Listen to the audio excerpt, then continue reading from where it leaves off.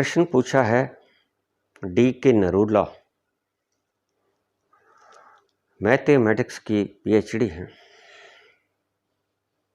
क्या आप ज्योतिष को मानते हैं?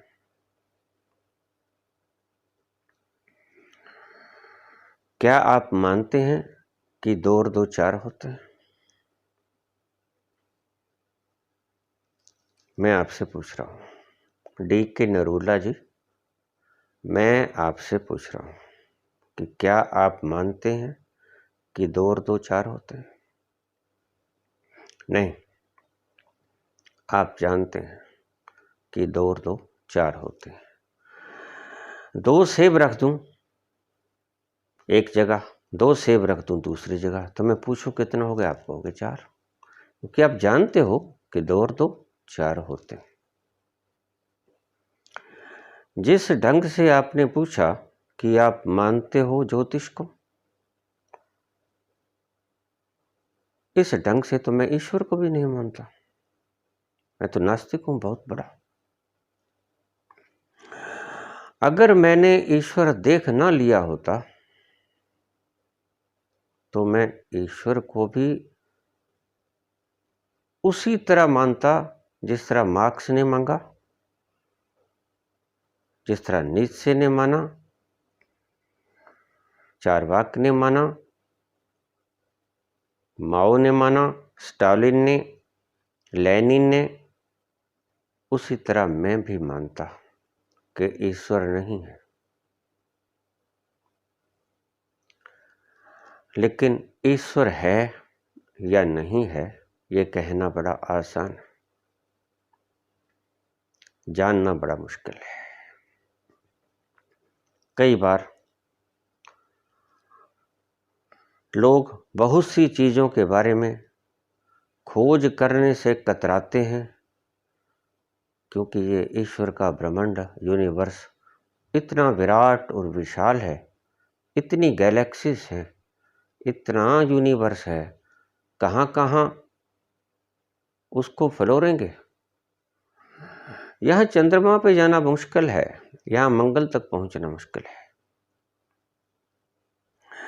पहले तारे तक पहुंचने में सैकड़ों प्रकाश वर्ष लग जाएंगे। कैसे जान पाओगे? मानना और जानना, ये 2 बातें देखने में बड़ी सरल लगती हैं, लेकिन इनके अर्थ बड़े विपरीत हैं।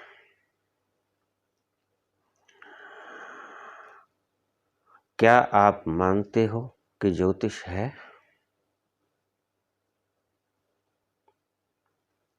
अगर मैं आपको मरुस्थल में ले चलूं,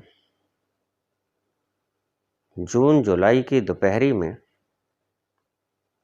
नीचे से रेत तप्त हो रहा हो, ऊपर से 50 डिग्री का सूरज जल रहा हो,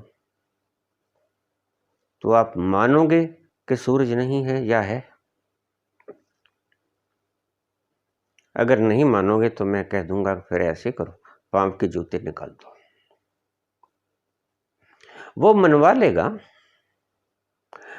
सिर का झमका उतार दो, सिर की टोपी उतार दो। ये जो गीला वस्त्र करके आपने सिर के ऊपर रखा है, इसको उतार दो जरा थोड़ा सा। पांव की जूती उतार दो थोड़ी। जलती हुई रेत में चलोगे तो पता चल जाएगा कि सूरज को मानते हो या जानते हो। हद हो गई। जो चीजें हमारे सामने हैं, हम उनको मानते हैं, जानते नहीं। और जो चीजें हमें दिखती नहीं, उनको हम जानते नहीं, मानते हैं। ईश्वर को हम मानते हैं, दिखता नहीं है वो।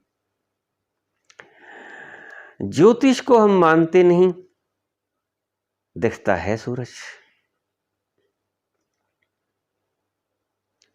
क्या आप जानते हैं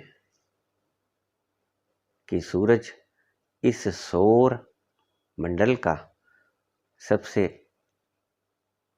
बड़ा ग्रह है। बड़ा इस अर्थ में भी कि वो सभी ग्रहों को रोशनी प्रदान करता है, ऊर्जा प्रदान करता है। सूरज के अतिरिक्त कोई भी ग्रह ऊर्जा प्रकट नहीं करता, ऊर्जा नहीं देता। इसलिए सभी ग्रह सूरज के आसपास परिभ्रमण करते हैं। हमारे सौर मंडल के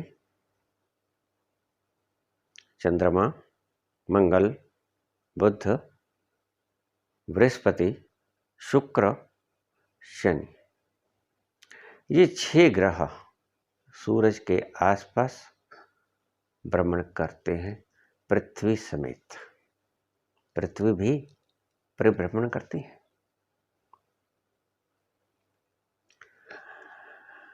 तो क्या आप इनको देखते हुए भी आपको मानना पड़ेगा या आप जानते हो?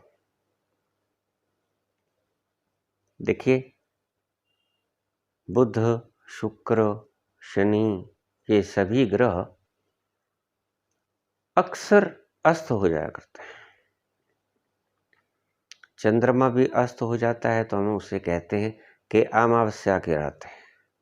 चंद्रमा जब पूर्ण उदय होता है तो हम उसे कहते हैं कि पूर्णमासी है। पूरा चंद्रमा आया,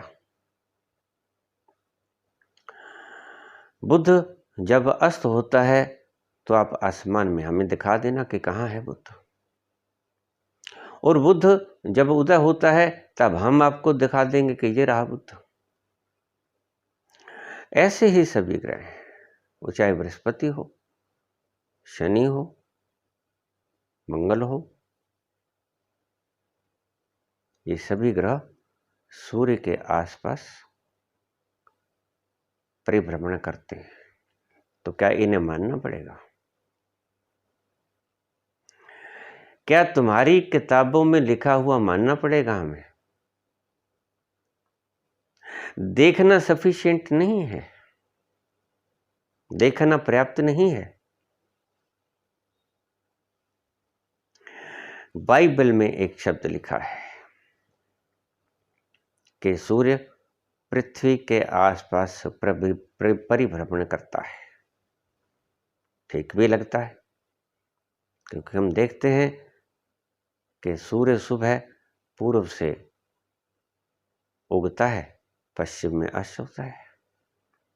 the sun rises in the east and sets in the west. सूर्य उगता है पूर्व में, छिपता है पश्चिम में। तो क्या यह मानने पड़ेगा?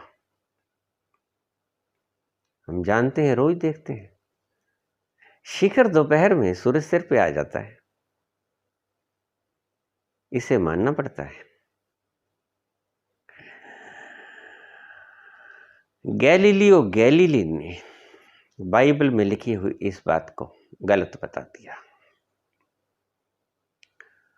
गैलीलियो गैलीली ने कहा कि no, it is not right, it is wrong.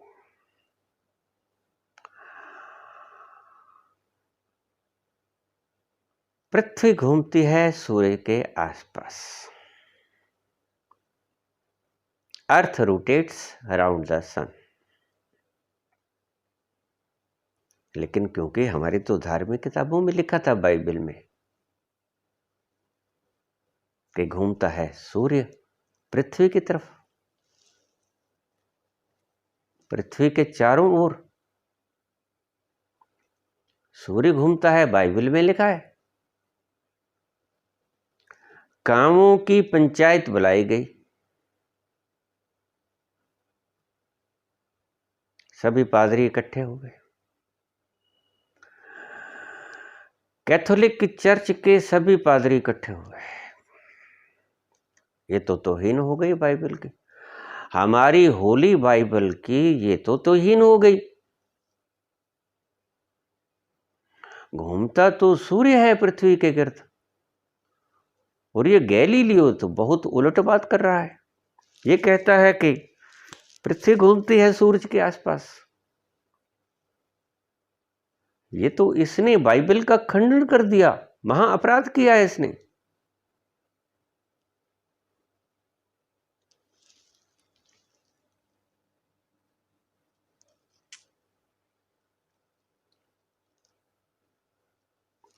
बुलाए गए, गांव की पंचायत बुलाई गई। गैलीलियो से कहा गया कि गैलीलियो, तुम गलत कहते हो, तुम्हें माफीनामा लिखना होगा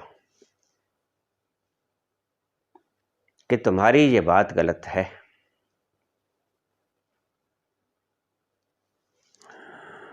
गैलीलियो नहीं माना। गैलीलियो ने कहा कि मैं ये बात देख कर बता रहा हूं अपनी दूरबीन से। How it can be wrong, मैं गलत हो सकता हूं, लेकिन दूरबीन के द्वारा देखा गया दूरबीन तो गलत नहीं हो सकता है। मेरी मान्यता गलत हो सकती है, अब तक मेरी भी मान्यता यही थी जो लिखा था बाइबल में, लेकिन आज मेरी टूट गई भ्रम, भ्रांति खंडित हो गई जब मैंने देखा कि घूम तो पृथ्वी रही है सूरज के गिर्द, तो मेरी भ्रांति टूट गई। पहले मैं मानता था, आज मैं जानता हूं।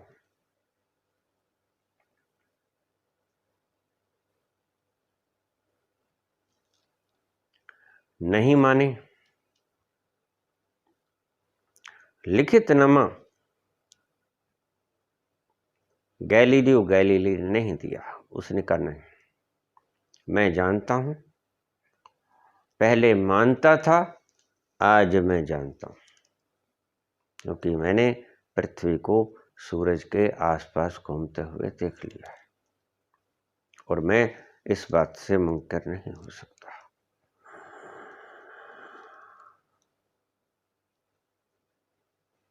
सजा सुना दी गई। गैलीलियो गैलीली को नजरबंद कर दिया गया उसके ही घर में। गैलीलियो गैलीली इतना बड़ा रिसर्चर अपने ही घर में नजरबंद रहा, यानी कि वो कोई और खोज ना कर सका। जड़ बुद्धियों ने, अंधभक्तों ने एक प्रज्ञा की हत्या करते, प्रज्ञावान पुरुष की प्रज्ञा को बेड़ियों में जकड़ के उसके घर में बंद कर दिया गया।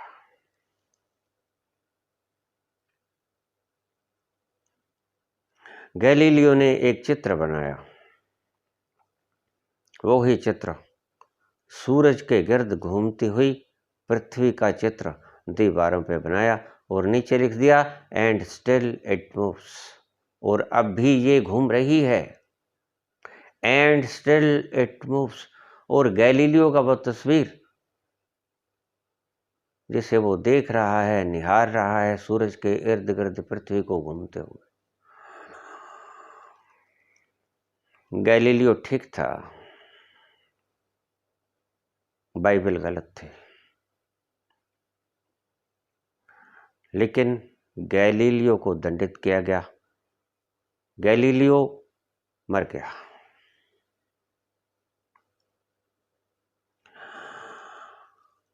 चर्च का पादरी भी मर गया, गांव की पंचायत का मुखी। दंड कौन दे, किसको दे, तो मर ही गया।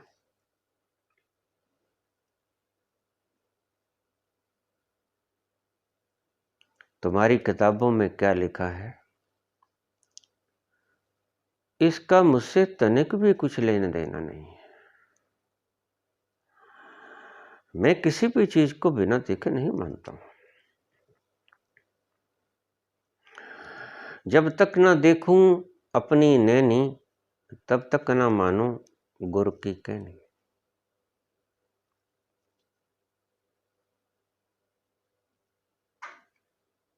कोई मुझे कुछ भी कहता रहे, बहुत से शास्त्रों ने,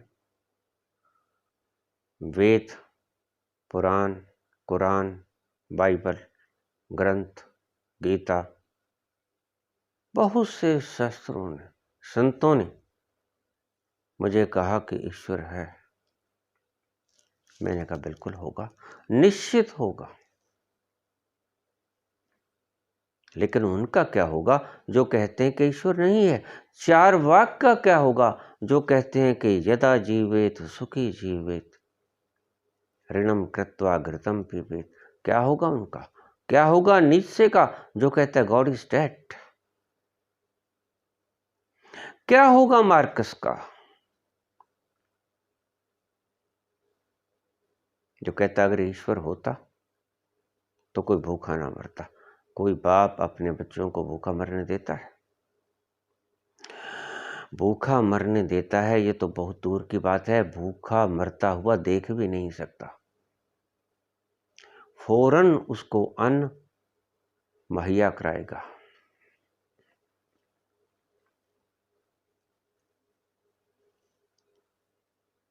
ईश्वर है, तुमने देखा होगा। मैं तुम्हें ये नहीं कहता हूं कि ईश्वर नहीं है। मैं नीचे की भाषा नहीं बोल रहा हूं। और ध्यान रखना, मैं वेदों के ऋषियों की बात भी नहीं मान रहा हूं। मैं दोनों की ही बातें नहीं मानता,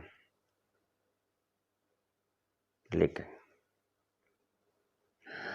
मैंने उस राह पे चलने का फैसला किया। और जब मैंने पाया कि ईश्वर है तो मानने की आवश्यकता कहां रही? फिर भी कोई मानना चाहेगा?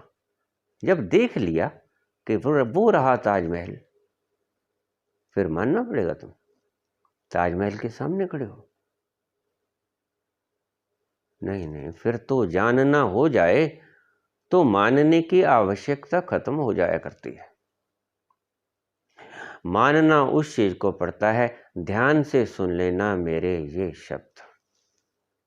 तुम तब तक मानते ही रहोगे जब तक जानोगे नहीं, और जब तक तुम मानते रहोगे तब तक ये समझना, कोई भी प्रज्ञावान व्यक्ति ये समझ लेगा कि तुम जानते नहीं हो, क्योंकि अभी तक मानते हो।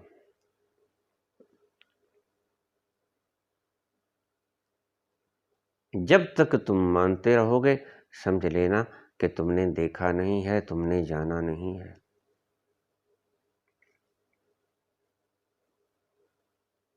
तुमने उस परम प्यारे की झलक नहीं पाई है, इसलिए तुम मान रहे हो। मानना और जानना बिल्कुल विपरीत बातें हैं। ज्योतिष है, इसे मानना नहीं पड़ेगा।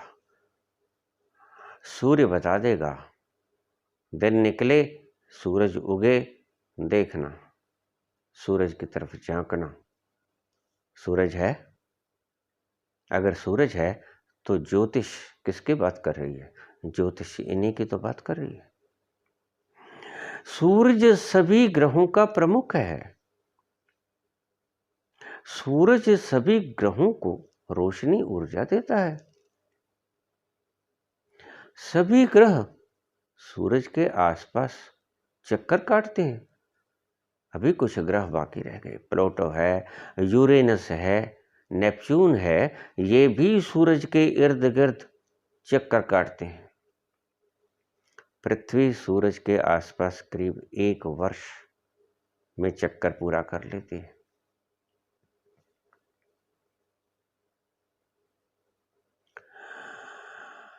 प्लेटो 7 वर्ष में सूर्य का चक्कर पूरा करता है। नेपच्यून 14 वर्ष में सूर्य का एक चक्कर लगाता है, 14 वर्ष में। यूरेनस 12 वर्ष में सूरज का एक चक्कर लगाता है। यह मानने वाली बातें नहीं है। उठाओ टेलीस्कोप और देखो, ये देखने वाली बात है।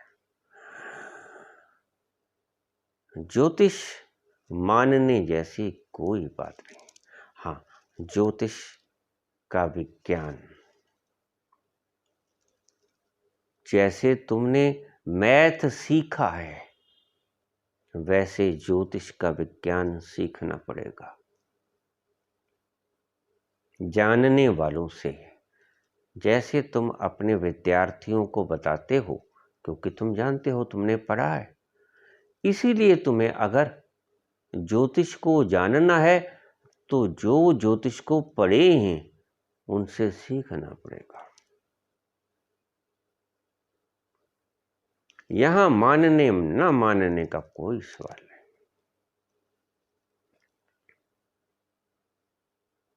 मैं आपसे नहीं कहता कि मैं ज्योतिष को मानता हूं, मैं ज्योतिष को जानता हूं।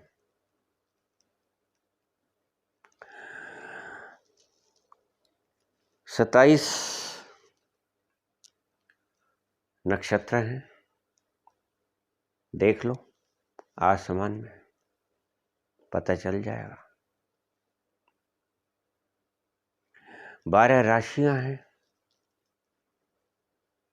मेष, वृक, मिथुन, कर्क, सिंह, कन्या, तुला, वृश्चिक, धन, मकर, कुंभ, मीन। ये 12 राशियां। समूचे आकाश क्षितिज की जितनी भी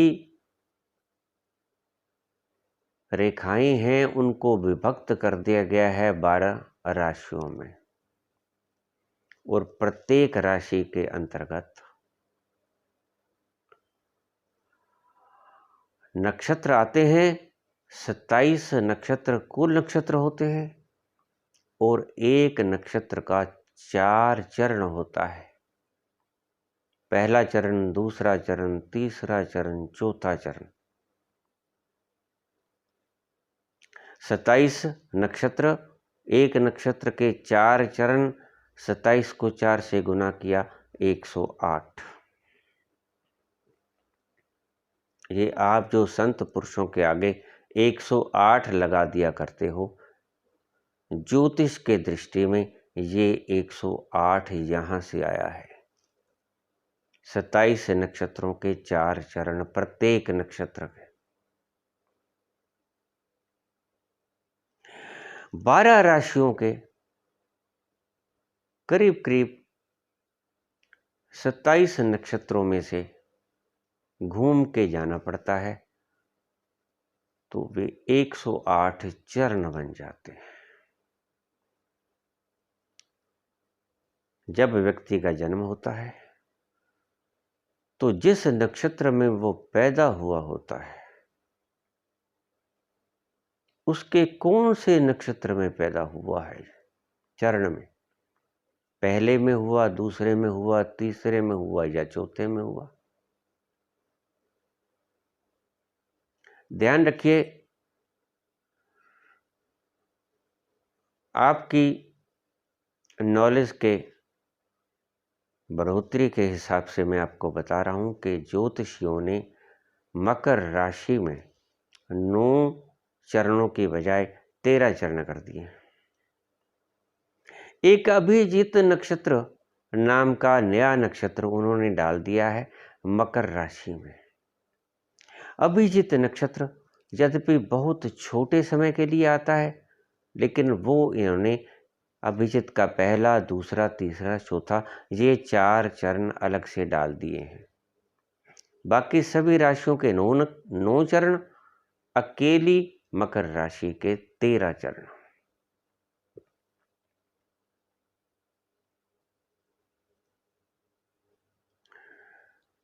कैसे काम करते हैं ये? बहुत से व्यक्ति मेरे पास आ जाते हैं, कहते हम तो ज्योतिष को मानते नहीं। तो मैं उन्हें कहता हूं कि तुम्हें कौन कहता है कि मानो? तुम्हारे मानने से सूरज गायब हो जाएगा, बुध उडारी मार जाएगा, मंगल धरती पे गिर जाएगा, क्योंकि उसे भौमपुत्र ही तो कहते हैं।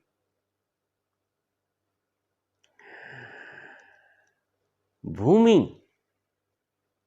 उड़ जाएगी, चंद्रमा लुप्त हो जाएगा, शुक्र कहीं और चला जाएगा। तुम्हारे ना मानने से कुछ भी नहीं होता है, तुम मानो या ना मानो।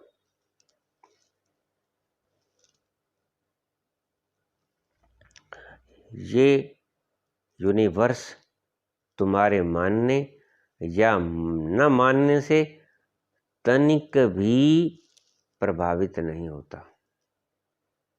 चाहे वो कितना बड़ा विद्वान धरती पे आ गया हो, उनके कहने या न कहने से सूरज, चंद्रमा, मंगल, बुध, बृहस्पति, शुक्र, शनि, इनके होने न होने का कोई फर्क नहीं पड़ा।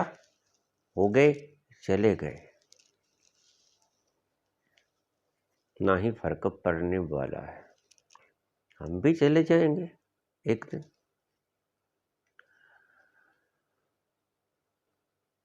लेकिन सूरज यहीं रहेगा,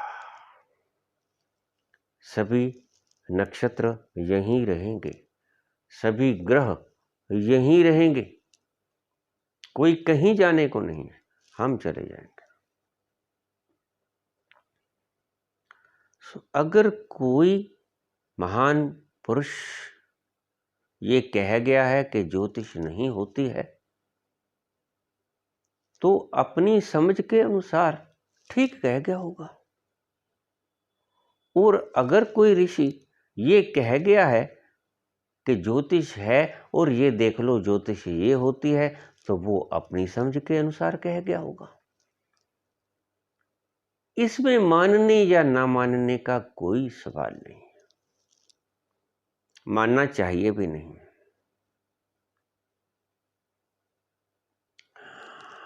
अगर दयानंद सरस्वती ये कह गए हैं कि ज्योतिष नहीं होती है, तो उनके पीछे लगने वाले फॉलोवर्स न माने। लेकिन न माने, सूरज को कोई फर्क नहीं पड़ेगा,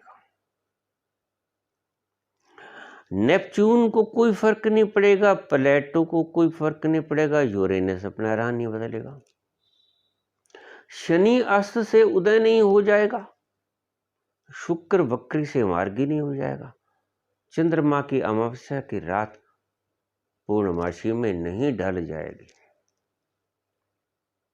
किसी भी महान पुरुष के द्वारा किसी भी प्रकार की ईश्वरीय रचना के बारे में कोई भी बात कहने का सिर्फ अर्थ उसके फॉलोअर्स तक ही सीमित है। सत्य तक सहमत हो न हो, ये सत्य जानता है। जिसने माना वो भी महान पुरुष थे, जिन्होंने नहीं माना वो भी महान पुरुष थे। जिन्होंने नहीं माना कि ज्योतिष होती है, वो जाने कि उन्होंने क्यों नहीं माना कि ज्योतिष होती है। लेकिन इतना मैं जानता हूं कि जिन्होंने माना कि ज्योतिष होती हो, वो मैं जानता हूं कि उन्होंने क्यों कहा कि ज्योतिष होती है। उसका प्रमाण मैं आपको दे सकता हूं, वो मेरे सामने है।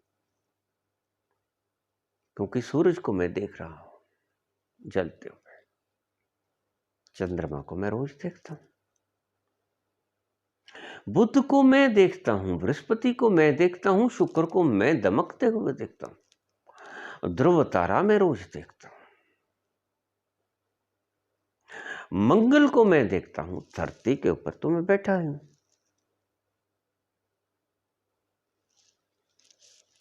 कैसे ना मानूं बताओ? कोई कारण बनता है?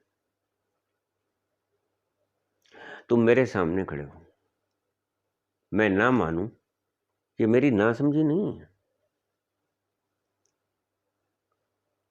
हाँ, एक कारण हो सकता है कि सूरज के होते हुए भी मैं सूरज को न मानूं। क्या कारण हो सकता है? कि मेरे आंखें न हो, मैं अंधा हूं। ये कारण ठीक है, बिल्कुल वाजिब है, क्योंकि जब मेरे आंखें ही नहीं, और वो मैं सच्चा भी हूं, अगर मेरी आंखें नहीं है तो मैं जब देख ही नहीं सकता हूं तो मैं मानूंगा क्यों? जब मैं जानता ही नहीं कि सूरज मैंने देखा ही नहीं तो मैं सच्चा व्यक्ति हूं। बुद्ध मैंने देखा ही नहीं, उदयास्त होते, वक्री मार्गी होते, मंगल, बृहस्पति, शुक्र, शनि, जब मैंने देखा ही नहीं क्योंकि मेरी आंखें नहीं, तो मैं अगर न मानूं तो बिल्कुल सच्चा इंसान, मुझे मानना भी नहीं चाहिए। नीत्शे ने अगर ईश्वर को नहीं माना तो मैं उसे सच्चा इंसान कहता हूं। और ये जो लोग मंदिर या किसी भी धर्म स्थल पे सिर्फ मानने के कारण जाते हैं, मैं उन्हें कम से कम झूठा तो जरूर ही कहता हूं, क्योंकि जाना नहीं, किसी के कहने से मान लिया।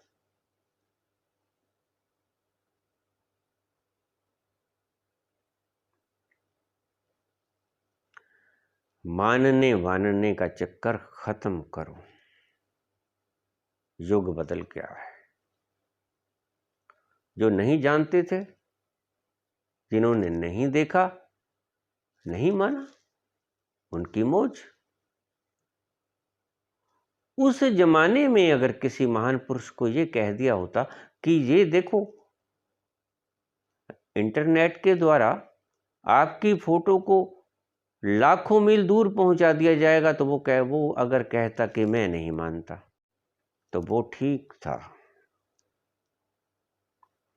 लेकिन आज अगर वो महापुरुष कहे कि मैं नहीं मानता, तो दिखलाया जा सकता है उसको व्हाट्सएप करके कि देखो, बिल्कुल सेम तस्वीर, वो रंग भी उड़े, तस्वीर भी उड़ी, लाखों मील उड़ी, बिना तार के उड़ी, वो पहुंच गई वहां पर, देखो। लेकिन वो महान पुरुष अगर उस वक्त उसको कह दिया जाए, जब एडिसन ने ये शब्द कहा कि मैं बाल जितनी बारीक तार में से इतनी शक्ति गुजार दूंगा कि वे आपके लाखों टन लोहे को ऊपर उठा लेगी, तो लोगों ने उसका मजाक उड़ाया। जब माइकल फेराडे ने, जिसने इलेक्ट्रिसिटी का आविष्कार किया, ये शब्द कहा कि मैं ऐसी चीज की खोज आपको बता दूंगा कि जो खोज आपके बिना हाथ लगाए सिर्फ एक बटन को आप दबाओगे या रिमोट को आप घुमाओगे और लाखों टन मन लोहा ऊपर चला जाएगा। लोगों ने उसे पागल समझा। आज बिजली के बिना हम क्षण भी गुजारा नहीं कर सकते। सारा वर्ल्ड रुक जाता है अगर विद्युत रुक जाए। और उस वक्त उसकी बात किसी ने मानी नहीं। आज उसके बिना गुजारा नहीं। 10 मिनट लाइट चली जाती है और हम फोन पे फोन, कब आएगी लाइट बताओ? क्यों? लाइट तो होती ही नहीं है।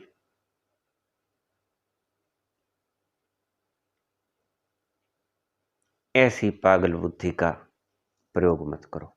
तुम पीएचडी हो तो डॉक्टरेट तुमने की है, तो रिसर्च तुमने की है, इतनी रिसर्च तो तुम कर ही लेते कि सूरज को देख लेते।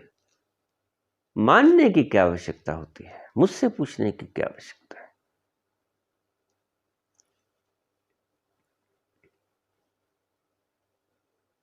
जो जानते हैं उनके लिए सब कुछ होता है, जो नहीं जानते उनके लिए कुछ भी नहीं होता है। कह ही तो देना है कि नहीं होता है, बस। नीत्शे ने कोई चक्कर थोड़ा लगाया था यूनिवर्स का। माओ से तुंग ने कोई परमात्मा की खोज थोड़ी की थी, किसी तारे पे जाके भ्रमण थोड़े करके आए थे। मार्क्स ने, लेनिन ने, स्टालिन ने, चारवाक ने किसी वायुयान पे बैठ के किसी ब्रह्मांड का सफर थोड़ा तय किया था और वहां सफर करके पाया था कि ईश्वर नहीं होता है। नहीं, ऐसा नहीं है। बस उन्होंने अपने दिमाग में सोच लिया। और ध्यान रखना, ईश्वर ने जो उत्पन्न की है अपनी सृजना, सृष्टि का जो निर्माण किया है, तुम्हारी समझ में कभी आ पाएगा ही नहीं। इसीलिए ज्ञानी जन कहते हैं, he is not only unknown but also unknowable. वह सिर्फ अज्ञात ही नहीं है, वह अज्ञेय भी है। ही इज नॉट ओनली अननोन, वह सिर्फ अज्ञात ही नहीं है। ऐसा ही नहीं है कि तुम उसे जानते नहीं। ही इज ऑल्सो अननोनेबल, वो जाना भी नहीं जा सकता। ध्यान रखना मेरी बात, मैं क्या कह रहा हूं। वो जाना ही नहीं जा सकता। तो कैसे कह दिया नीत्शे ने? जब जाना ही नहीं जा सकता तो कैसे कह दिया नीत्शे ने, माओ ने, हिटलर ने, स्टॉलिन, ये सभी नास्तिकों ने, चारवाक वगैरह सभी ने कैसे कह दिया कि परमात्मा नहीं है? उड़ाओ मोच ऋणम कृत्वा घृतम पिबेत, यदा जीवेत सुखी जीवेत। जब तक जियो सुखी जियो, जैसे सुखी होना इनके हाथ में हो। नहीं, तुम गलती में हो चारवाक, चले गए। अगर आज होते तो अवश्य तुम्हें समझाता कि सब कुछ होते हुए भी सुख नहीं मिलता होता। बहुत से लोग आज हैं जिनके पास सब कुछ है। मेरे पास लोग आते हैं, बाबा जी सब कुछ है, सब कुछ है। बंगले हैं, कारें हैं, पुत्र पौत्रादि हैं, धन के भंडार हैं, सोने आभूषण जेवरात हैं, हीरे मुकुट हैं, रतन जड़ित मित्र हैं, जमीन है, जायदाद है, मित्र हैं, सब कुछ है। लेकिन बाबा जी तृप्ति नहीं, संतोष नहीं है। सब कुछ है, संतोष नहीं है। और कबीर ने सैकड़ों वर्ष पूर्व ये बात कह दी थी कि चाहे तुम्हारे पास सब कुछ आ जाए, जब आवे संतोष धन, सब धन धूर समान। चाहे आपके पास गज धन हो, चाहे बल धन हो, चाहे आपके पास पशु धन हो, चाहे आपके पास हीरे जवाहरातों का धन हो, जमीन जायदाद का धन हो, कुछ भी हो, शक्ति हो, पावर हो, सीएम हो, पीएम हो, वर्ल्ड में अकेले डिक्टेटर हो, सुखी नहीं होगे तुम। तो पूछते हैं वो लोग के बाबा जी अब भी सुख नहीं।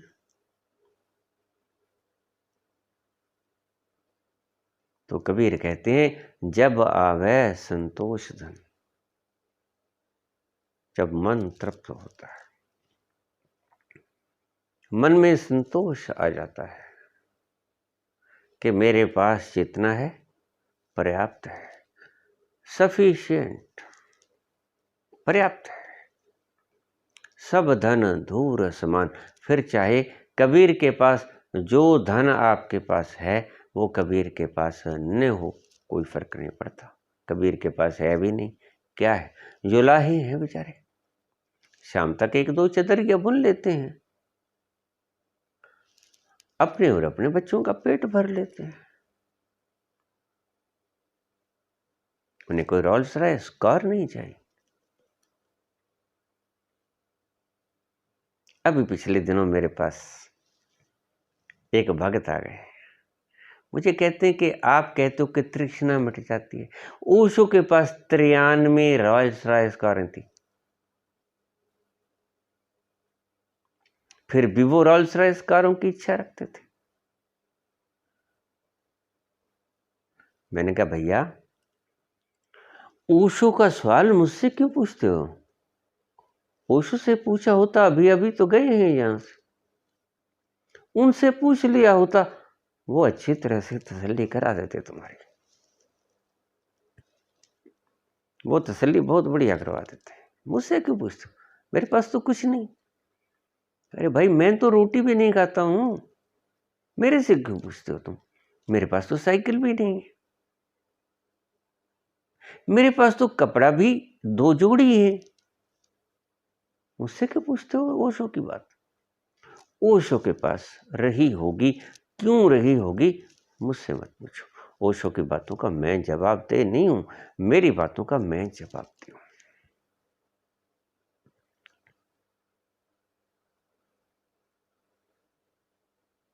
जब आवे संतोष धन, मैं कहता हूं कि सही अमीर ही वो व्यक्ति है जिसके भीतर तृप्ति है। अमीर ही, फिर सुन लेना, अमीर ही वो व्यक्ति है जिसके भीतर तृप्ति है। अगर तुम्हारे भीतर तृप्ति नहीं तो बाहर कितना ही सामान क्यों न पड़ा, तुम जलते ही रहोगे। तुम्हारे हृदय में धधकती हुई ज्वाला कभी नहीं मिटने वाली अगर तृप्ति नहीं। तृप्ति के आते ही जब आवे संतोष धन, सब धन धूर समान, धूड़ी के समान हो जाता है।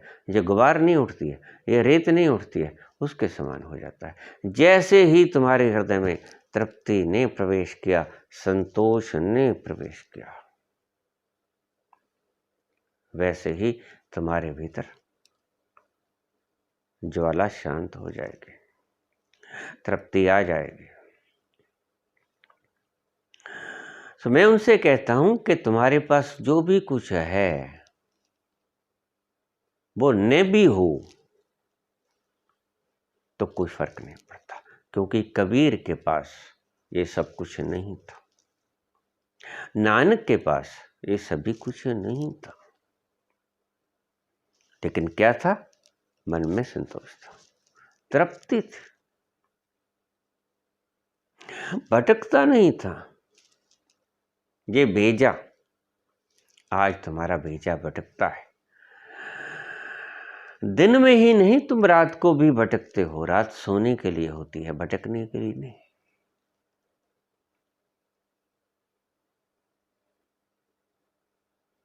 जीने वाले तुझे जीने का, रोने वाले तुझे रोने का सलीका ही नहीं।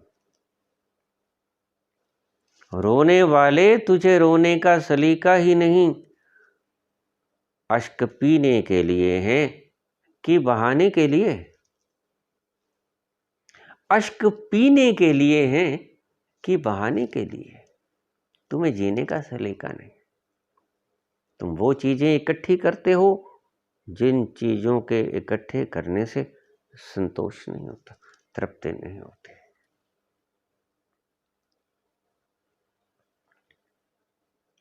फिर मुझसे पूछते हो बाबा जी सब कुछ है। कहाँ सब कुछ है? कुछ भी तो नहीं है। सब कुछ होता तो मुझसे ये प्रश्न न पूछते। तुम्हारे पास कुछ भी नहीं। अगर संतोष धन नहीं है तो समझ लेना कि कुछ भी नहीं है।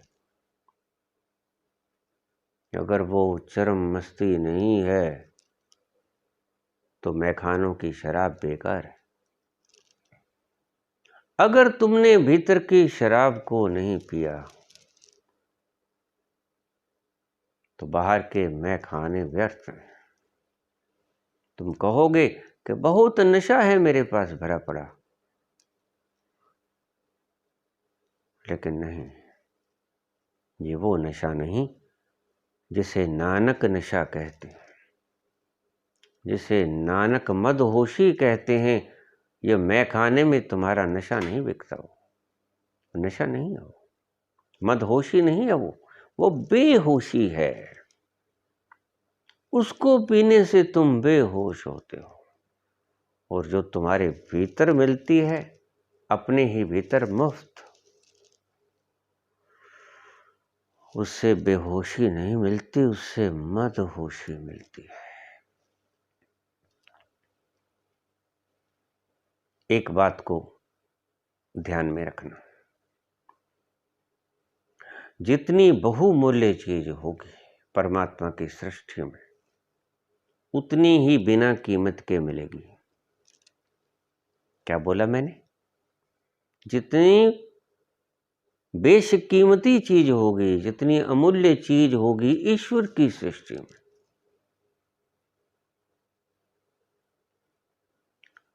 उतनी बिना मूल्य के मिलेगी आपको ईश्वर के द्वारा। अब आपने पिछले दिनों में देखा होगा कि हम श्वास लेने के बिना कुछ ही देर तक जीवित रह सकते हैं, कुछ सेकंडों या कुछ मिनटों का। तो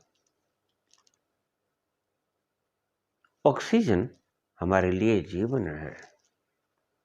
महामारी आई, ऑक्सीजन हमें नहीं मिली, और बहुत से मेरे भाई बहन, बच्चे, छोटे छोटे बच्चे अकाल मृत्यु को प्राप्त हो गए। लेकिन ईश्वर उस ऑक्सीजन के लिए आपसे कुछ नहीं मांगता। ये बात अलग है कि उसके धन्यवाद स्वरूप आपके हाथ कभी उसके धन्यवाद के लिए, शुक्रगुजार के लिए नहीं उठते। ये बात अलग है।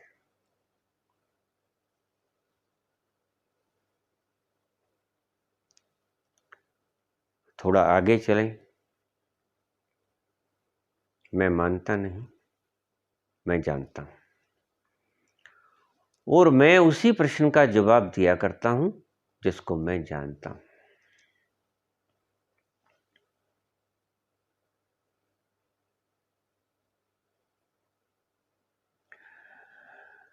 12 राशियां हमारे ज्ञानी जनों ने बनाई हैं, ईश्वर ने नहीं बनाई हैं, बात समझ लेना। जैसे languages are not created by God, भाषाएं ईश्वर ने नहीं बनाई हैं, इसीलिए राम भी ईश्वर ने नहीं बनाया है, अल्लाह भी ईश्वर ने नहीं बनाया है। राम हिंदी ने बनाया है, अल्लाह उर्दू ने बनाया है, अरबी ने बनाया है। भाषाओं की देन है अल्लाह और राम, ईश्वर की देन नहीं। मत लड़ना इन बातों पे, ईश्वर से इनका कोई संबंध नहीं। मैं देखता हूं आज लोग ईश्वर के रखे गए नामों पे झगड़ा करते हैं, दंगे फसाद होते हैं, लहू गिरते हैं जमीनों पे। वो नाम बनाए हैं आदमी ने, क्योंकि इबारत आदमी ने बनाई है, लैंग्वेज आदमी ने बनाई है। जब उर्दू नहीं था तो कुछ और था ना, जब अरबी नहीं थी तो कुछ और था ना, जब हिंदी नहीं थी, संस्कृत नहीं थी तो कुछ और था ना। कभी तो बनी ही होगी। ईश्वर की सृष्टि तो अनंत काल पुरानी, और ईश्वर ने किसी भाषा का निर्माण नहीं किया। इसलिए कोई भी भाषा, कोई भी ग्रंथ, चाहे वो वेद हो, चाहे वो उपनिषद हो, चाहे वो कोई भी शास्त्र हो, ईश्वर द्वारा रचित नहीं है। क्यों? क्योंकि भाषा ही व्यक्ति ने नहीं बनाई है, लेकिन वेद व्यक्ति ने बनाया है, उपनिषद व्यक्ति ने लिखा है। तुम उसे ऋषि नाम दे दो, तुम उसे लेखक नाम दे दो, तुम्हारी मर्जी। लेखक कह दो, ऋषि कह दो, उससे कोई फर्क नहीं पड़ता। ये भी भाषाओं के ही द्वारा लिखे गए हैं। लेखक भी भाषा में लिखा जाता है, भाष्यकार भी भाषा में लिखा जाता है। ईश्वर का इससे लेना देना नहीं। ईश्वर ने कौन सी आवाज रचित की है? ये सभी नाम जो आपने बनाए हैं, जिसके ऊपर आज तुम गर्दनें काट रहे हो, लहू के प्यासे हो लोगों को अल्लाह ईश्वर के नाम पर, ये ईश्वर के द्वारा न बनाई गई हैं, ना ही उसने कहा है कि मेरा ये नाम है। उसने कहा है कि मेरा क्या नाम है। अब आपको बड़ी हैरानी हो।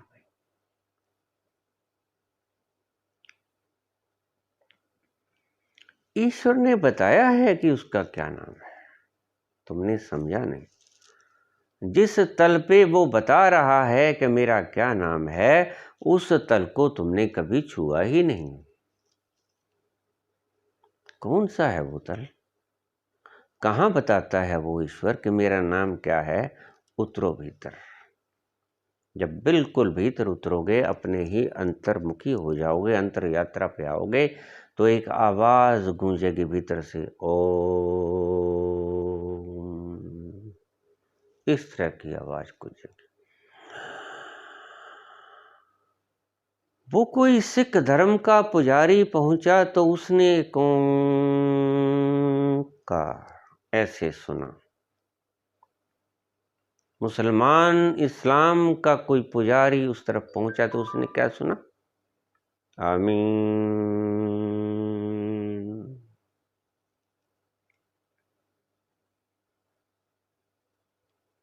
ईसाई धर्म का पुजारी अगर कोई पहुंचा तो उसने क्या पहुंच?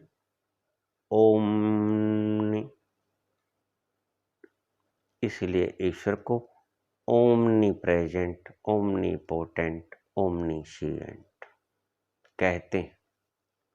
ये पकड़ा गया स्वर है, फर्क पड़ गया। तुम्हारी श्रवण इंद्रियों के द्वारा, भीतरी श्रवण इंद्रियों के द्वारा जैसा सुना गया, उसमें थोड़ा थोड़ा भेद आ गया। सही तो कोई भी व्यक्ति उसे न बता पाएगा। न संस्कृत का ज्ञाता,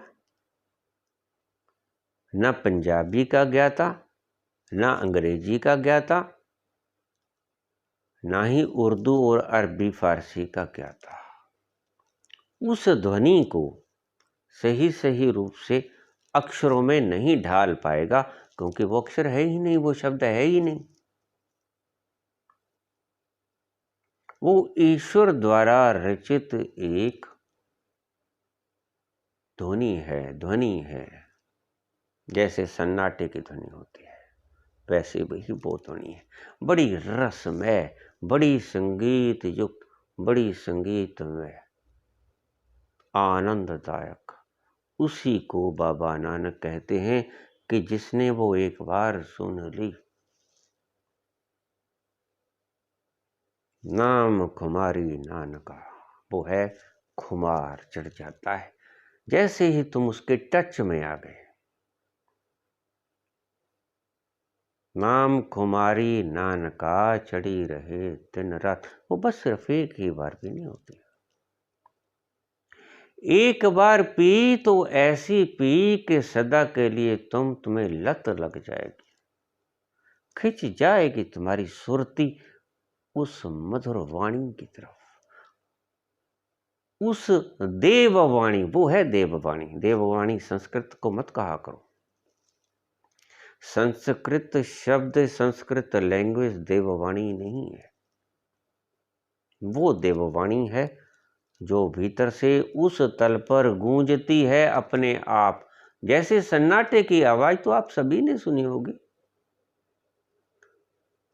तो जरा बोल के दिखाइए, कौन सी भाषा में क्या बोलेंगे आप उसको? मुझे समझाइए, अंग्रेजी में आप उसको क्या कहेंगे? हिंदी में, संस्कृत में, उर्दू में, पारसी में, अरबी में, पारसी में, चाइनीज में क्या कहेंगे आप उनको? लैटिन में, फ्रेंसीसी में क्या कहेंगे आप उसको? सन्नाटे की आवाज तो करीब करीब सभी ने सुनी होगी। बोल के दिखाइए उसको। बोलोगे लेकिन सही कभी नहीं बोल पाओगे। सन्नाटे की आवाज तक तुम शब्दों में तब्दील नहीं कर सकते हो, तो उस परम की अस्तित्व की आवाज को तुम शब्दों में कैसे प्रकट कर पाओगे? लैंग्वेज में कैसे बांध पाओगे उन शब्दों को? मैंने अभी पिछली वीडियो में शब्द और सुरती का मेल ये वीडियो डाली थी, उसमें यही बताया था कि शब्द भीतर से आता है, यही नाद ओम, और जब ये ध्वनि गूंजेगी भीतर से तब आपकी सुरती एकदम से खिंच जाएगी। हो गया मिलाप। खिंच गई तुम्हारी सुरती उस परम अस्तित्व की आवाज के पास, चुंबक की तरह खींची ली गई, चुंबक की तरह चिप गई उसके साथ जाके, और फिर तुम कभी नाम खुमारी नानका चढ़ी रहे दिन रात, फिर दूसरी बार वो उतरेगी ही नहीं। वो पी तो ऐसी पी कि कभी ना उतरी, परंतु यहाँ के मैखाने तो आप खाली कर दो, कर ही देते हो, सुबह उतर जाती है। जिन्ने नशे जहान दे उतर जान पर बात, नाम कुमारी नानका चढ़ी रहे दिन रात। उसकी सृजना को शब्दों में व्याख्यायित तो नहीं किया जा सकता, लेकिन इशारे अवश्य किए जा सकते हैं। ज्योतिष के बारे में मैं आपको इशारे करूंगा। अभी संक्षेप में, शायद किसी वक्त विस्तार में। जब भी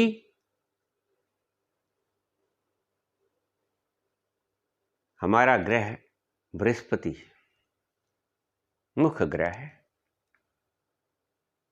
हमारे तो धरती के ऊपर एक ही चंद्रमा है,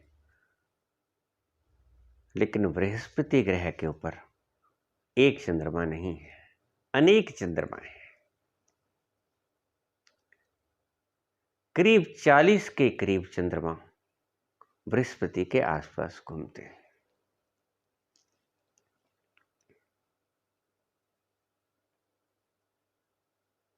बृहस्पति ग्रह हमारे ऋषियों के जानकारों के मुताबिक जिस वक्त मकर राशि में आता है, तो हमारे ज्योतिषीय गणना करने वाले दैवज्ञ पुरुष, गणितज्ञ ये कहते हैं कि वह नीच राशि का हो जाता है। मकर राशि में बृहस्पति जैसे ही प्रवेश करता है वह नीच राशि का हो जाता है। तो इसको पिछले कुछ वर्षों से मैं आपको समझाने की चेष्टा करूंगा कि इन ग्रह नक्षत्रों का इस धरती पे प्रभाव कैसे पड़ता है। देखिए, सूर्य का और चंद्रमा का तो मुझे समझाने की आवश्यकता ही नहीं है, क्योंकि सूर्य का प्रकाश तो आप देख लो, दिन में रेगिस्तान में चल के देख लो, नंगे पांव चल के देख लो, पता चल जाएगा कि सूर्य का प्रभाव पृथ्वी पे होता है कि नहीं होता है। और चंद्रमा का प्रभाव भी आप पृथ्वी पे जानते हो। जिस वक्त पूर्णिमा की रात होती है तो ज्वार भाटा आता है समुद्र में, बड़ा विशाल, लाखों टन पानी इतनी ऊंची ऊंची छलांगे लगाता है। ये सूर्य का चंद्रमा का प्रभाव नहीं तो और क्या है। ये ज्वार भाटा आ जाना चंद्रमा के कारण ही ज्वार भाटा आता है।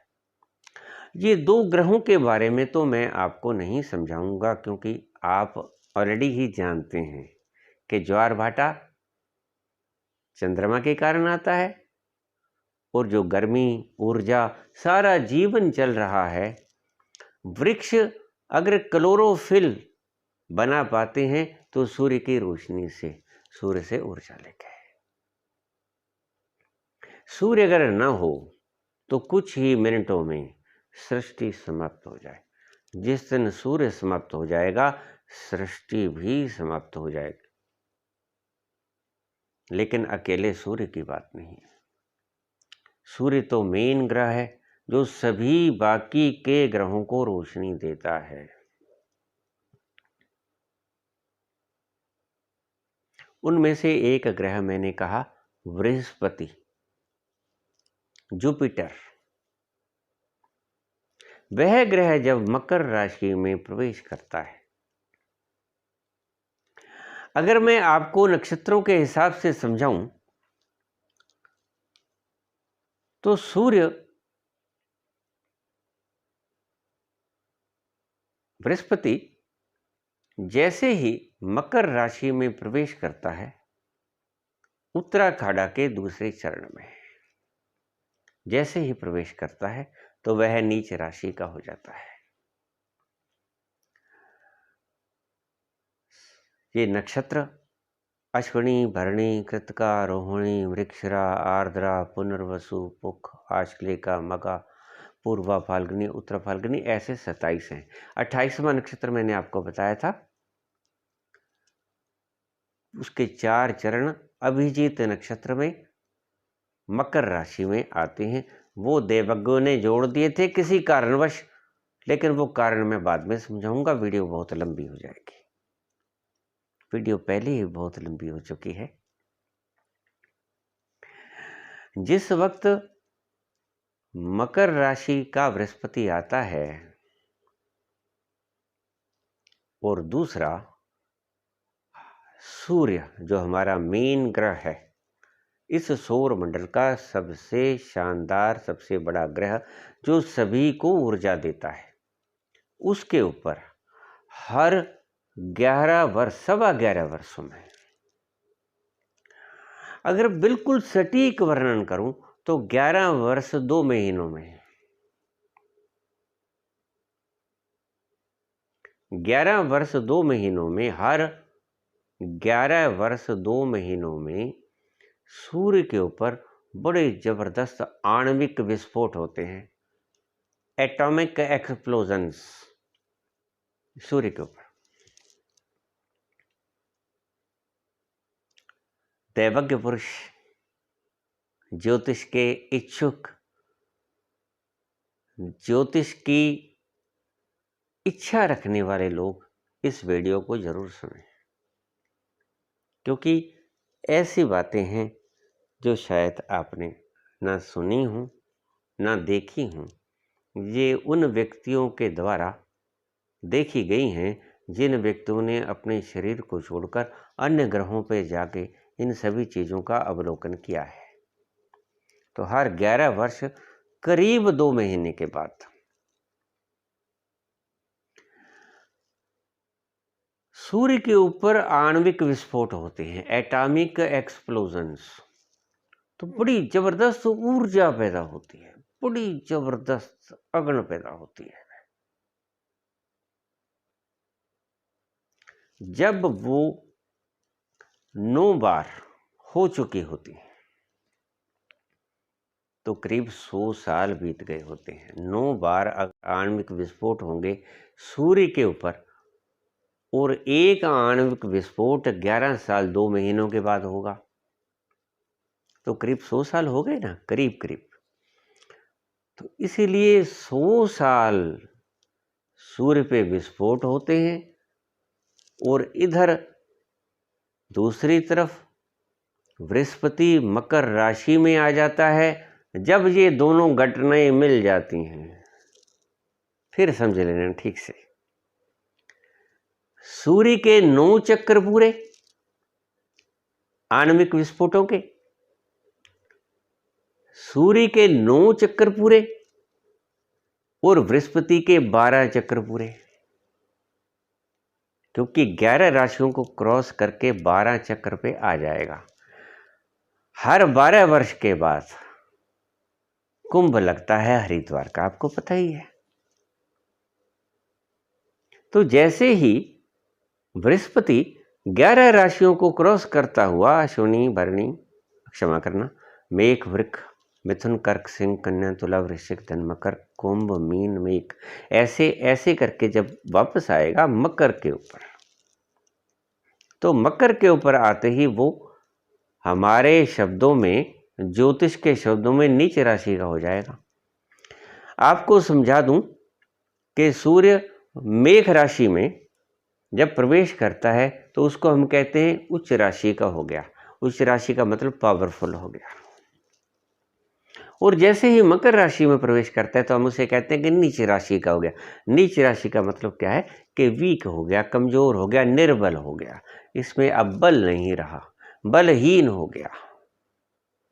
सीधे सीधे शब्दों में आपको समझाने की चेष्टा करूं तो इधर 11 सालों के बाद 9 विस्फोट हो गए सूरज पर, आणविक विस्फोट, और इधर बृहस्पति 11 बार घूम लिए, 12वीं राशि में फिर आ गए, तो संसार के ऊपर, इस धरती के प्लेनेट के ऊपर मारकाट यानी युद्ध, भीषण बीमारी जिसे महामारी कहते हैं हम, महामारी या महायुद्ध, ये घटनाएं हुआ करती हैं। अब फिर अच्छे से समझा दूं, कुछ लोग समझ गए होंगे, कुछ लोग अभी भी नहीं समझे। सूर्य पर हर 11 वर्ष 2 महीनों के बाद आणविक विस्फोट होते हैं, ठीक। बृहस्पति हर 12वें साल अपनी राशि में आ जाता है, मकर में। जैसे ही मकर राशि में बृहस्पति आया और जैसे ही सूर्य के ऊपर 9 बार विस्फोट हुए एटॉमिक, वो जब भेड़ भिड़ता है, ये दोनों वक्त इकट्ठे होते हैं, तो महामारी आती है या विश्व युद्ध आते हैं। विश्व युद्धों का ज्योतिष के साथ, ग्रह नक्षत्रों के साथ ये संबंध है। इसको मैंने कहानियों के रूप में आपको, मैं कोई मद भागवत की कथा नहीं सुना रहा हूं, आपको ध्यान रखना। मैंने कोई भागवत सप्ताह नहीं खोल रखा है यहां। मैं आपको जीवन के ईश्वरीय सत्य बता रहा हूं। ईश्वर के इस यूनिवर्स की पैदाइश के जो उसने बीच में डाले हैं नियम, वो बता रहा हूं आपको। तो ईश्वर ने ये नियम बीच में डाला है कि हर 11 वर्ष 2 महीने के बाद सूर्य के ऊपर एटॉमिक एक्सप्लोजन्स होंगे और इधर धरती के ऊपर जब छाया पड़ेगी, बृहस्पति मकर राशि में आ जाएगा। ये दोनों घटनाएं जब इकट्ठी घटित होंगी तो धरती के ऊपर महामारी या विश्व युद्ध आएंगे। आप इतिहास में छानबीन करके देख लीजिए, और छानबीन करके जब आप पाओगे कि मेरी बात ठीक है, तब ही मानिए उसको, अन्यथा मत मानिए।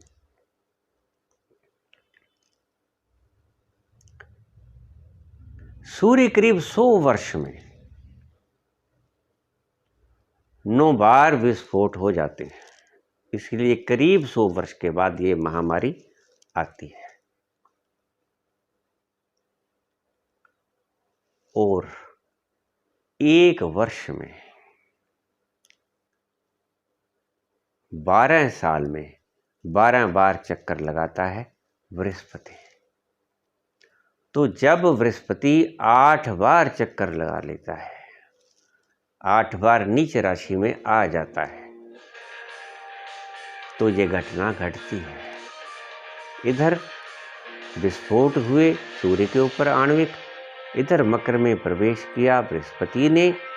जब ये दोनों घटनाएं मिलेंगी तो धरती के ऊपर या तो महामारी आएगी या विश्व युद्ध होंगे। अब आपको मैं एक छोटी सी उदाहरण समझाता हूं कि 1914 में विश्व युद्ध हुआ था। तो तब आप देखना कि आणविक विस्फोट सूर्य के ऊपर होके हटे थे और बृहस्पति मकर राशि में प्रवेश हुआ था। इधर सूर्य पर विस्फोट हुए, 9 विस्फोट हो चुके थे। इधर मकर राशि में गुरु का प्रवेश हुआ और जैसे ही गुरु का प्रवेश हुआ वैसे ही विश्व युद्ध शुरू हुआ। उसका कारण क्या बना कि ऑस्ट्रिया और हंगरी का उत्तराधिकारी, अभी राजा था नहीं, राजा बनना था उसने, वो गया था अपनी प्रेमिका या घरवाली के साथ भ्रमण करने के लिए। उसका वहां पर कत्ल कर दिया गया, जहां से चिंगारी भटकी। ऑस्ट्रिया और हंगरी के होने वाले सम्राट अपनी घरवाली के साथ सैर सपाटे पे गया था, वहां पर उसका कत्ल कर दिया गया। और जैसे ही उसका कत्ल हुआ 28 जून 1914 को ये घटना हुई और उसके सही महीने के बाद 28 जुलाई को ऑस्ट्रिया और हंगरी ने विश्व युद्ध छेड़ दिया। 1914 में ही मकर राशि का बृहस्पति था और 1914 में ही सूर्य के ऊपर आणविक विस्फोट हो हटे थे। ये दोनों घटनाएं वापस बराबर मिली तो धरती के ऊपर विश्व युद्ध हुआ। 1914 से 1918 तक चला। और थोड़ा सा आगे चलूंगा तो मकर राशि से अगर कुंभ राशि में बृहस्पति आ जाएगा तो दोनों ही राशियों के मालिक, क्योंकि शनि हैं, मकर राशि का मालिक भी शनि है और मकर के आगे कुंभ राशि का मालिक भी शनि है और दोनों राशियों का मालिक शनि है। मकर राशि का शनि, मकर राशि का बृहस्पति नीच का होता है तो कुंभ राशि का बृहस्पति भी नीच के करीब ही होता है। तो जब भी कोई महामारी छिड़ती है या जब भी कोई जंग छिड़ती है तो जैसे ही बृहस्पति शनि की इन दो राशियों पर रहता है, कम से कम उस वक्त तक ये महामारी या विश्व युद्ध छिड़ा ही रहता है। इसे फिर से समझना, क्योंकि दैवज्ञ पुरुष ज्योतिषीय गणनाओं से संबंधित रुचि रखने वाले लोग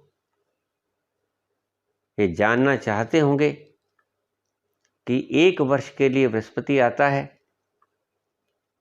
लेकिन शनि की दूसरी राशि कुंभ के अंदर भी इसका प्रभाव शेष रहता है। 2 वर्ष तो इसने रहना ही होता है। उसके बाद उसके प्रभाव, जैसे बीमार हो जाता है आदमी, उसके बाद क्या होता है, उसके प्रभाव आते हैं। कमज़ोर हो गया, चला नहीं गया, दिखना कम हो गया, भूख लगनी कम हो गई, वो होते हैं प्रभाव। मकर और कुंभ राशि पर, यानी कि जो शनि की राशियां हैं, जब तक बृहस्पति उसके ऊपर रहेगा तब तक महायुद्ध, महामारी, विश्व युद्ध या बीमारियां, महामारियां चलती रहेंगी। उसके बाद उसके कमजोरी आ गई, उसके जो लक्षण हैं वो शुरू हो जाएंगे। तो ये 4-5 वर्ष तक रहता है। 1914 का प्रथम विश्व युद्ध इसी कारण से हुआ था। दैवज्ञ पुरुष इसका पत्रिका के द्वारा सत्यापित कर सकते हैं कि क्या 1914 में, दिसंबर 1913 में उत्तराखाड़ा मकर में बृहस्पति आया था या नहीं आया था, और 1914 में विश्व युद्ध लगा या नहीं लगा। फिर वो रहा, 1918 तक रहा, 1914 से 16 तक ज़्यादा रहा, उसके बाद उसके प्रभाव रहे। छुट-पुट प्रभाव तो होंगे ही। जब व्यक्ति बीमार हो जाएगा तो उसके बाद उसके लक्षण भी आएंगे। लेकिन शुरू कब होता है वो मैंने आपको बता दिया कि जैसे ही गुरु अपनी नीच राशि में प्रवेश करता है मकर में, तो ये इनकी शुरुआत हो जाती है। या तो महामारी आएगी या विश्व युद्ध लगेगा। अब क्या हुआ? अब जो कोरोना फैला, अब क्या हुआ? अब भी अप्रैल 2021 को, अप्रैल 2021 को, अब चल रहा है जून, 13 अप्रैल 2021 को सूर्य मेष राशि में और मकर राशि में बृहस्पति आया था। अभी तो आप इस साल की जंतरी तो उठा ही सकते हैं।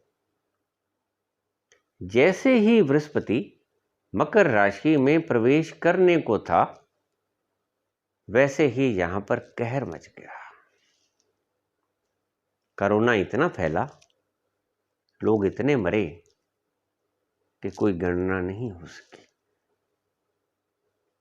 इधर सूर्य के ऊपर भी 9 बार आणविक विस्फोट हो चुके थे। क्योंकि अगर 11 साल के बाद आणविक विस्फोट होगा, 11 साल 2 महीने के बाद, तो 100 सालों में 9 विस्फोट हो जाएंगे। 9 विस्फोट सूर्य के ऊपर हुए। इधर मकर राशि में गुरु आ गया, दोनों भेड़ भिड़ गए। तो क्या हुआ कि कोरोना आ गया। जैसे ही देवज्ञ पुरुष ये समझ लें, जैसे ही नीच राशि का मकर राशि का गुरु आएगा, सावधान हो जाना। 100 साल के बाद, 100 वर्ष के बाद ऐसी घटना घटती है, क्योंकि ये रिलेटेड है सूर्य के साथ। सूर्य के साथ रिलेटेड है तो 11 साल 2 महीने के बाद एक बार आणविक विस्फोट होगा और 9 बार आणविक विस्फोट होगा 100 सालों में। तो प्रत्येक 100 सालों के बाद, इसे आप थीम समझ लीजिए, प्रत्येक 100 सालों के बाद जैसे ही गुरु मकर राशि में प्रवेश करेगा तो सतर्क हो जाइएगा। 100 सालों के बाद जैसे ही गुरु मकर राशि में प्रवेश करेगा तो सतर्क हो जाइएगा। या तो विश्व युद्ध लगेगा या कोई भीषण महामारी फैलेगी।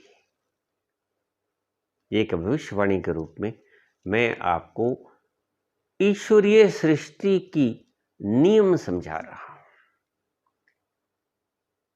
ईश्वरीय सृष्टि का नियम जैसा मैंने देखा, ईश्वर सृष्टि का नियम 100 साल के बाद आप ये चीज या तो बता के जाना अपनी आने वाली पुश्तों को कि जैसे ही गुरु नीच राशि में प्रवेश करेगा, मकर राशि में प्रवेश करेगा, तो उससे पहले सावधान हो जाना।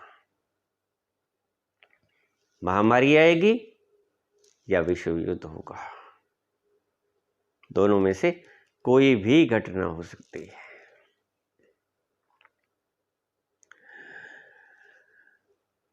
वैसे तो जब 1914 में नीच राशि का मकर राशि में बृहस्पति प्रवेश किया था, तो 1918 में विश्व युद्ध के बाद महामारी भी आई थी। आपको पता ही होगा, दोनों चीजें इकट्ठी आ गई। महामारी भी आई, विश्व युद्ध भी आया। 1914 से लेके 1918 तक विश्व युद्ध रहा। 1918 से 1921-22 तक स्पेनिश फ्लू चला, आप जानते ही होंगे। हमारे बुजुर्ग हमें बताया करते थे कि कार्तिक के महीने में दीपावली के आसपास ये बीमारी आई थी। उसे स्पेनिश फ्लू कहते थे। ये चली थी अमेरिका से, अमेरिका से चलती चलती सारे विश्व में फैल गई। इसे स्पेनिश फ्लू कहते हैं, लेकिन ये स्पेन से फैला नहीं था, ये फैला था अमेरिका से। नाम इसको दिया गया स्पेनिश फ्लू। क्या होता कि फेफड़ों में पानी भर जाता,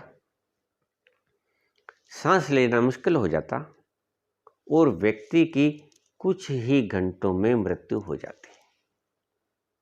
फेफड़ों में पानी भरा, श्वास लेना मुश्किल हो गया और व्यक्ति कुछ ही घंटों में मर जाया करता था।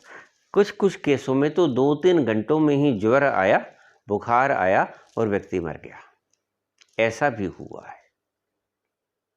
इतना तीव्र प्रतिक्रम था इस बीमारी का कि 2-3 घंटे पहले बुखार आया और 2-3 घंटे बाद उसकी मृत्यु हो गई।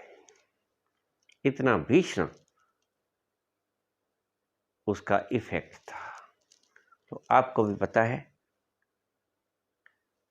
कि इस बीमारी में करीब 5 करोड़ लोग मारे गए थे। 5 करोड़ लोग इसमें मृत्यु को प्राप्त हुए थे। करीब करीब आधी जनता, विश्व की आधी जनता इससे ग्रसित हो गई थी। इस बीमारी से ग्रसित हो गई थी आधी जनता, आधी जनसंख्या विश्व की। तो करीब 2.5 अरब के करीब उस वक्त जनसंख्या थी 1918-19 में। तो 1.25 अरब के करीब लोग इससे प्रभावित हुए थे, लेकिन मृत्यु हुई थी करीब 5 करोड़ लोगों की। 5 करोड़ लोग भी बहुत होते हैं, उस वक्त 5 करोड़ लोग बहुत होते थे। तो ये घटनाएं होती हैं ऊपर के स्टार्स जो हम देखते हैं उनके प्रभाव के कारण। बाकी ग्रह भी अपना अपना योगदान देते हैं, उनकी बातें मैं फिर कभी विस्तार से करूँगा। इसकी बात भी मैं अभी विस्तार से करनी मेरी बाकी रह गई है। मैंने आपको संक्षेप से समझाया है कि ये 2 ग्रह जो मेन हैं, सूर्य के ऊपर एटॉमिक एक्सप्लोजन्स और जुपिटर का मकर राशि में प्रवेश, ये 2 जब बेड़ बढ़ जाते हैं तो महामारी या विश्व युद्ध हुआ करता है। लेकिन 1914 में तो ये दोनों चीज़ें हुई, विश्व युद्ध भी हुआ और उसके बाद महामारी भी फैली, स्पेनिश फ्लू भी फैला और प्रथम विश्व युद्ध भी हुआ। मेरी दृष्टि में जो ज्योतिष के समझने वाले लोग हैं, उन्होंने ज्योतिषीय गणनाओं के हिसाब से कैसे पृथ्वी पर इफेक्ट होता है ये सुन लिया होगा। इसको बार बार सुनेंगे तो आपको समझ भी आ जाएगा। अगर कहीं फिर भी फर्क लगे तो मुझे मेरे व्हाट्सएप नंबर पर आप मुझसे पूछ सकते हैं। आज के लिए इतना ही। धन्यवाद।